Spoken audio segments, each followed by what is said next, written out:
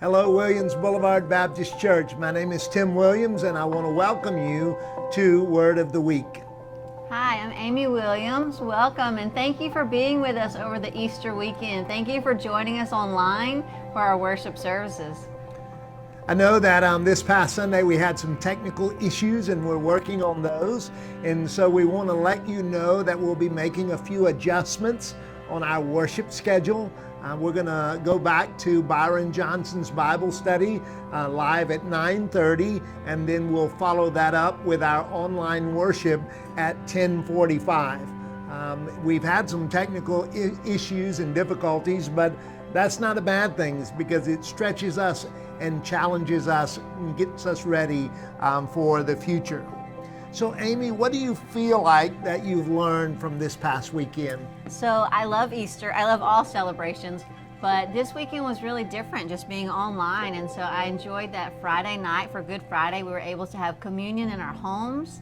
And then Easter Sunday, we woke up and we celebrated the resurrection of Jesus.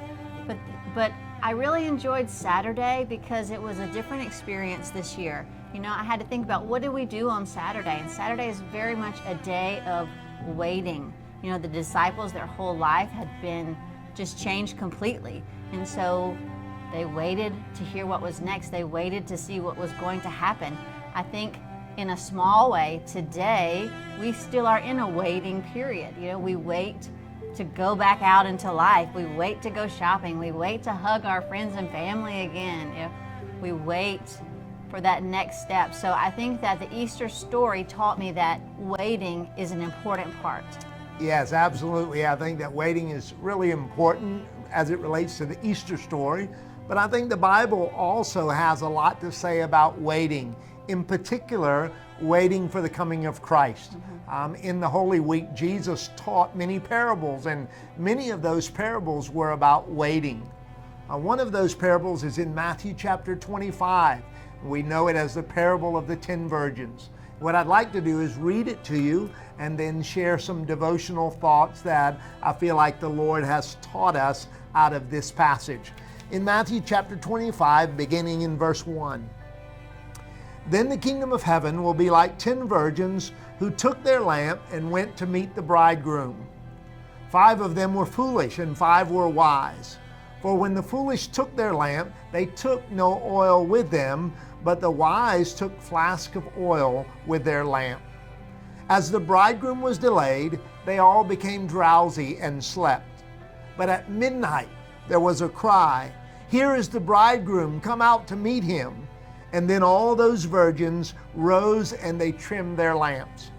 And the foolish said to the wise, "Give us some of your oil, for our lamps are going out." But the wise answered, saying, "Since there will not be enough for us and for you, go rather to the dealers and buy for yourselves."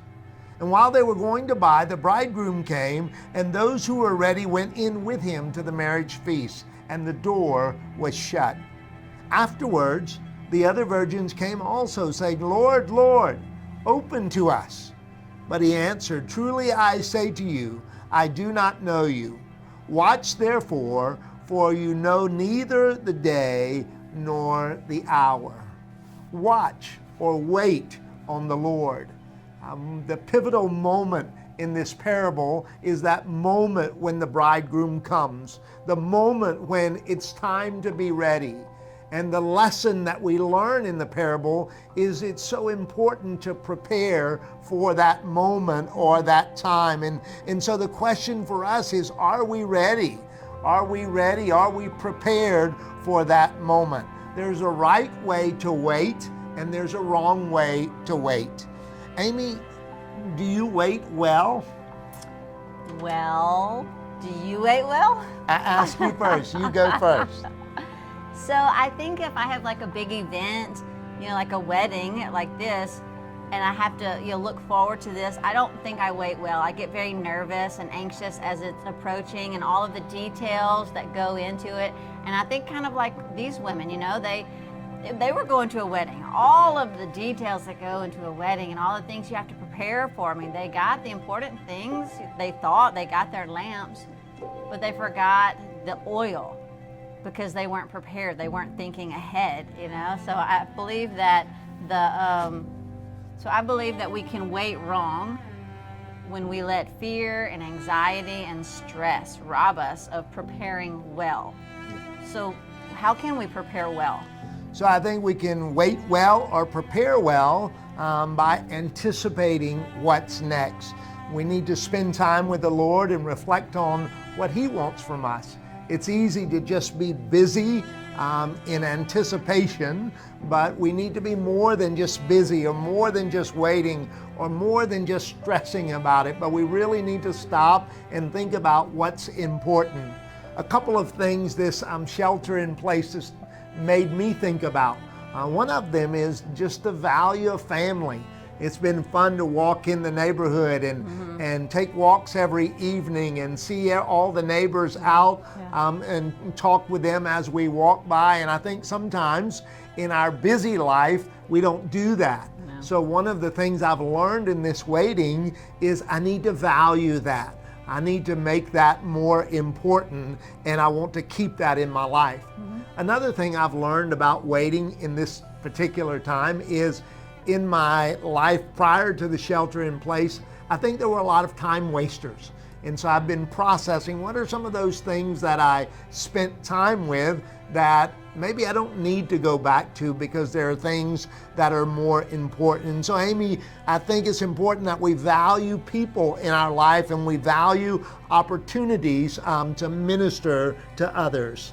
So this week, Tim, what are some ways that we can make tangible, new decisions in our life? I think that two ways that came to mind that I wrote down. One of them is that each of us need to write down some thoughts about positive changes that we're going to make. I don't think you make changes unless you really identify them. So I would encourage us to write down things that we're going to incorporate into our life when things go back to normal. But I also think that maybe there's some things that have been missing in your life. Maybe your walk with the Lord, or maybe your ministry or time with others. And so I think it's important for us to also write down what's been missing.